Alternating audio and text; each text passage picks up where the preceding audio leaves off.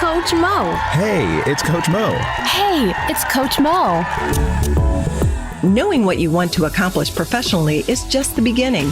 I'm Coach Mo, and this podcast is for young professionals and emerging leaders who want to lead, achieve, and succeed at work. You've got executive ambitions and the drive to get there. Join me for perspective, insights, and thought-provoking questions that only you can answer. Today's episode starts now. Tuesdays with Coach Mo.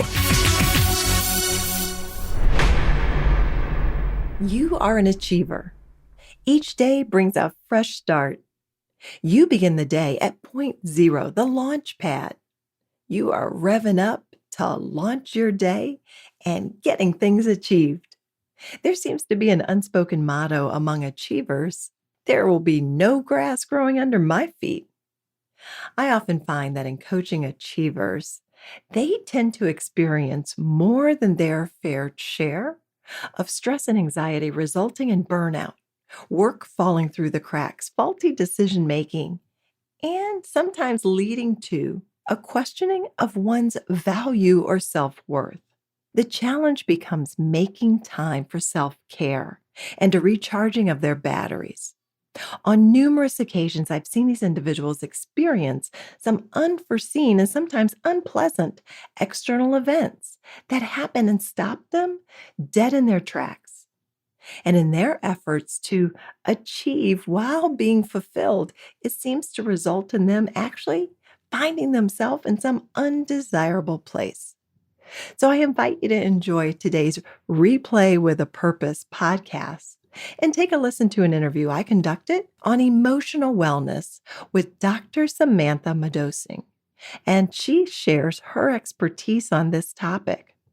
Now, as we enter into the podcast, you'll hear Dr. Samantha, as she's often called, defining for us emotional wellness. Well, for me, emotional wellness is everything. You know, a lot of people see emotional health and well-being sort of as a soft science. It's the thing that gets overlooked all the time. However, it is the driving force behind everything that we do. So how you feel impacts everything. It impacts how you work. It impacts your interactions with your significant others, with your family members, how you see yourself. It's everything. So it's sort of that holistic emotional well-being. Where it really boils down to is how you feel about yourself, how you feel about the world, and how you feel about how you show up in the world. How do individuals kind of delineate between them really being clinically depressed and those just having certain low mood feelings?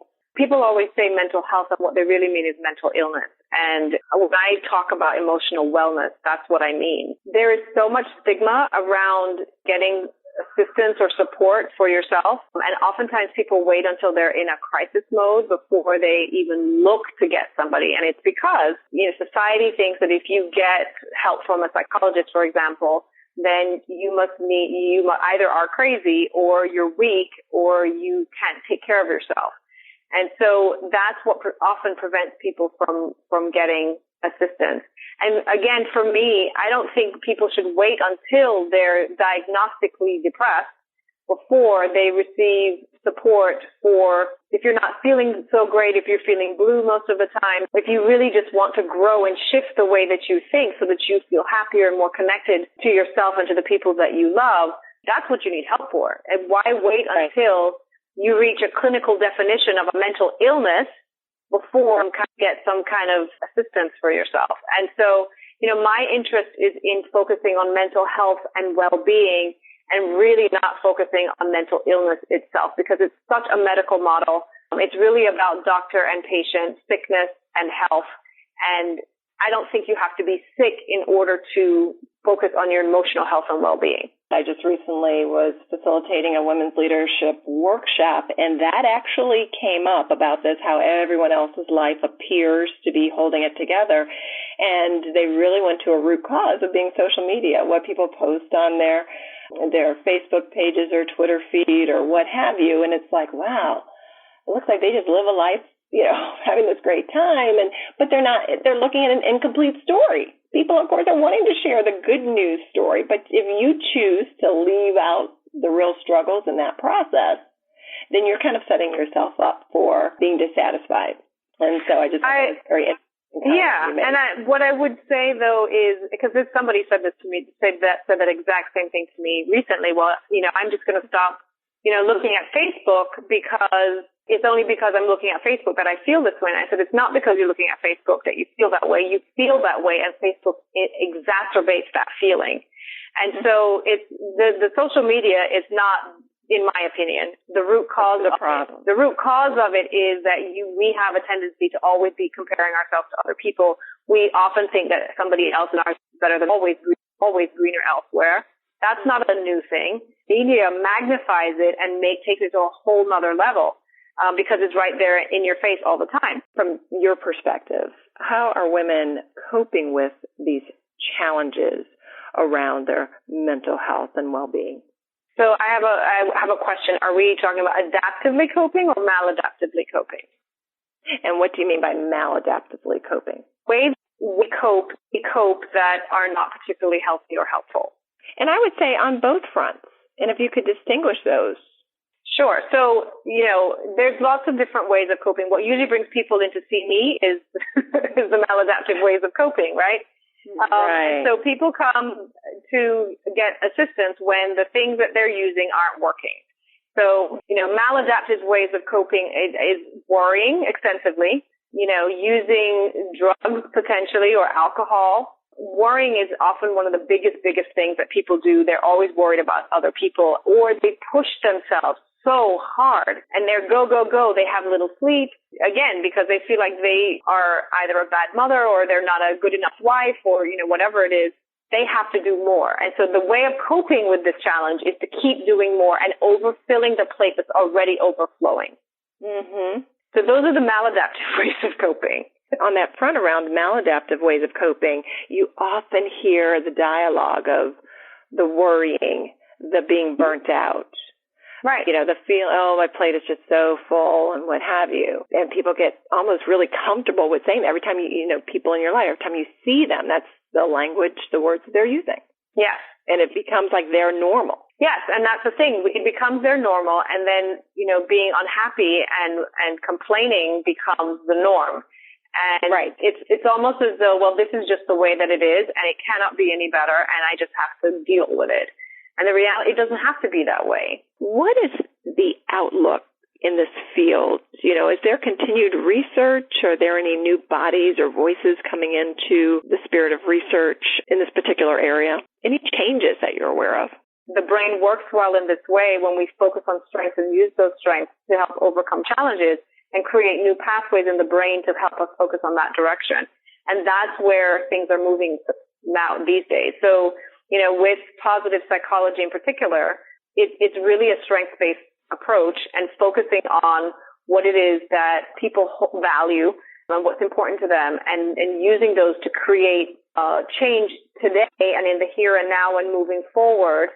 Can you shed some light for us on what are some of the misunderstandings and myths about emotional wellness? One of the biggest myths about this is that it's not that important. If you are involved in a relationship and your emotional health and well-being is not really where you want it to be, it's going to have an impact in the people who you care about. It affects how you show up in the world. And so when people say that this is, not that important, for me, it's everything. It's everything. It is the foundation for all aspects of your life. And that, for me, that's the biggest myth. I think also, I think the other piece is, again, that people think that to seek assistance or to get someone to help you resolve issues or to shift how you approach solutions and how you think, for example, is a sign of weakness. And that it's actually, to me, a sign of courage that you are open to working on things that allow you to show up in the lives of people you love in the way that you want to. And also, especially for yourself, that, people are always looking for happiness externally. And it's not a cliche that happiness comes from the inside out. If I had this job, I would be happy. If I made this amount of money, I would be happy. It's always something else on the outside. And the reality is you can be happy with just being the person who you are. How did you decide to pursue this field of work? What your story that kind of brought you to this field, and why does it resonate so with you? It's interesting because it's been a lot of, I guess, transition. You know, when I wanted to become a psychologist many years ago, it was really focused on children, on wanting to help children, especially traumatized children who had been in the foster care system. And when I first started out, I worked in the Department of Mental Health in DC, in the schools, helping urban kids deal with life and get through school. Because if you think about it, if you have witnessed violence or come from poverty and have a lot of trauma and other issues going on in your life, focusing on school does not become a priority. And so the work that we were doing was on helping kids be able to focus a little bit more on school by helping them resolve some of the stuff that they were dealing with at home. And that was where things started for me. And eventually I transitioned out of the Department of Mental Health and into my own practice about almost 5 years ago. And again, when I started my practice, it was meant to be working with kids primarily. And then what I noticed, and I don't know if this is a function of me, my own or if this is the area that I live or what happened, but the majority of the people who came to see me are and have been for the last 5 years adults. And what I have noticed from my work with these folks, and also just the work I've done historically, as well as going through a coaching program myself, it was really a transition into helping people change the way that they think. And once I started helping people do that, specifically that's when I really saw the greatest changes that people were making. And that has now become sort of what I really am interested in doing, is helping people to see that the way that you think becomes a lens through which you view the world and yourself and your life. And it can make a difference between being miserable and unhappy with who you are and what you're doing, and changing things in a way that leaves you to feel much more empowered and engaged and connected with people.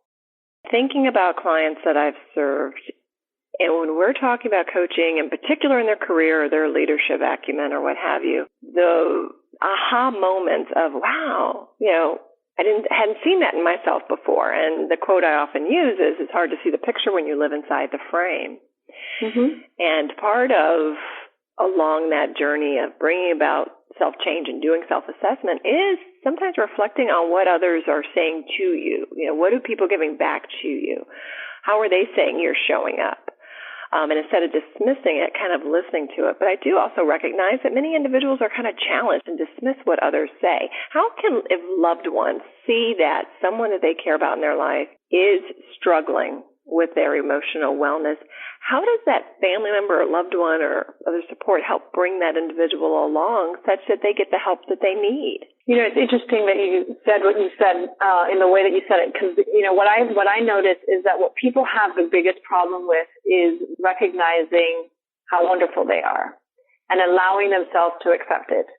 And so one of the things that I've had people do recently is have someone really close to them, whether it's a best friend or a sibling or somebody who they really trust, to sit down with them and tell them how they see them. What are all the positive things that you see in me?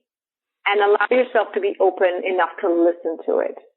I think we have, inside of our own selves, we have enough of a voice of negativity, and people often recognize where their shortcomings are. Doing something about it may be a little bit more of a challenge, but we see where they are. I don't know that we really need someone to keep telling us what's wrong with us. What we often need is actually someone to tell us what's right with us in a way that we can hear it and be open to it and accept it. Mm-hmm. I like the way you said how you see, asking that question. Can you tell me how you see me? Yeah. And the positive attributes. I mean, I've had people, and I said, okay, so you can tell me all the things you don't like about yourself. Tell me what you do like about yourself. Mm-hmm. And they can't say anything. They're not able to come up with very much. And because they're always feeling guilty for all the things that they don't do well or they don't do right, and et cetera. And so what their strengths are gets lost. And so, sometimes it's interesting because I say, well, since you cannot come up with it yourself, as much as I know you, I don't know you, but I want you to sit with somebody who you trust, who you know very well, and who knows you very well, and listen to what they have to say. And then, the interesting thing is they often want to dismiss what that person says, and which is why I say I want you to listen. Don't speak. Don't negate it. I actually gave this exercise to somebody, and instead of sitting with somebody, they had someone email it to them, and I said that's not the same thing, because what's harder to do is sit with somebody and allow them to speak positivity over you and allow yourself to be open to receiving it. Can you actually shed some light, kind of building on this point of maybe someone who you've worked with, where their story kind of really resonated with you and maybe serves as an example on how someone kind of came to you and had some disconnects and how they then got onto a more positive pathway? It's interesting because I would say that I learned something from all the people who come my way. I feel like the universe brings me people to learn from, and it's amazing. I work with people on issues that I have had in my life, and even some things that I still, work through even today. I mean, the reality is, whether you're working with a coach or a therapist or whatever, we're all human. None of us are perfect. And so we work on similar things that everybody else does. On my Facebook page, I provide positive and inspirational messages every single day because they not only help my community, but they also support me. It reminds me of how I want to focus my attention and focus my life. I have one client in particular that always comes to. She was I live in the DC area, so I get people who are executives in the government and running agencies and doing things like that, and yet they're miserable. And she had recently moved to the area, and she was a single parent, and she had that whole situation of constantly overflowing state because she never felt good enough. And she was always trying to prove something, that she had reached that never-ending glass, pushed past the glass ceiling and constantly going. And she was always berating herself for, one, for being a single parent, and two, and the belief that she had that she was not a good single mother, and that she was messing up her kids' lives. And so a lot of the work, what she initially came to me for was parenting ideas and advice on how to parent her daughters. And my method of doing that with most people is, whatever it is that you want to teach your kids, you teach them by modeling. You cannot teach your kids anything that is not who you are, because that's what they're paying attention to anyway. So the old adage of, what is it, do what I say, not what I do, doesn't really work very well. Right. Because they're watching. And so a lot of the work that we did was on shifting her who into becoming the person who she wanted her daughters to emulate and who she wanted her kids to grow into. And it was just her mood and her whole behavior shifted. She ended up leaving the area actually, but she just transitioned so beautifully into someone who was able to make choices as to what it was she really wanted on her plate, rather than having it overflowing and continuously adding more and more and more. She developed a much stronger, more positive relationship with her daughters, rather than being the yeller and the fusser and the complainer to her kids. And she stopped beating herself up and started to embrace the person who she was and who she now recognized she wanted to be. She was embarrassed about being a single parent, and she was sure that she was messing up her kids. And when she realized that as long as she showed up in their lives as the woman that she really wanted to be, that they could still grow into healthy women. I also showed her how to have, a separated and divorced relationship with her ex-husband into being able to communicate effectively and work around building, their partnership together for the benefit of the kids. And I mean, from where it started out to where, her work ended, is just like night and day. I think, and that's where our work parallels, in that you're not trying to provide them the answers. They have to find those within themselves, such that they become tools that are lifelong and sustainable, versus, let me just give you an answer on what you need to do here in the short term, but you've never owned it. So now you haven't really learned it. Right. We don't want to give them, say, this is what I think you should do. They've got to find that within themselves. Well, thank you again so much for your time. Thank you to the listeners. Everyone, make it a great day. I hope you enjoyed that interview with Dr. Samantha and got for yourself some clarity on what emotional wellness is for you and some considerations for steps you'll take in your own self-care. Now let's pivot to Coach Mo Knows. A tip, a coaching question, and a bit of inspiration. My tip is to check out healthguide.com and their article that's titled Relaxation Techniques for Stress Relief. I'll have that link in the show notes for today's podcast. But Help Guide is a nonprofit mental health and wellness website with a wealth of information for you to access and consider for yourself and others in your life. And my coaching question is, who will you invite to be your accountability partner and support you with the self-care plan you create for yourself today? And my inspiration comes from an African-American professor and philosopher at Temple University by the name of Dr. Malafi Asante. And he said, "There are two things over which you have complete domination, authority, and control: your mind and your mouth." Make it a great day. Thanks for joining us here at Tuesdays with Coach Mo. If you have a question, please feel free to leave it at askcoachmo@gmail.com. Get your questions to me by end of day Friday, and I'll send you a video response by the following Tuesday. And share with me what you're experiencing in terms of your workplace dilemmas. Until then, make it a great day. That's a wrap for this episode of Tuesdays with Coach Mo. Showing up here tells me you're willing to invest in yourself and your career. Get additional resources at tuesdayswithcoachmo.com. Please subscribe and leave a review. I'd love to get your feedback. Till next time, this is Coach Mo signing off. Tuesdays with Coach Mo.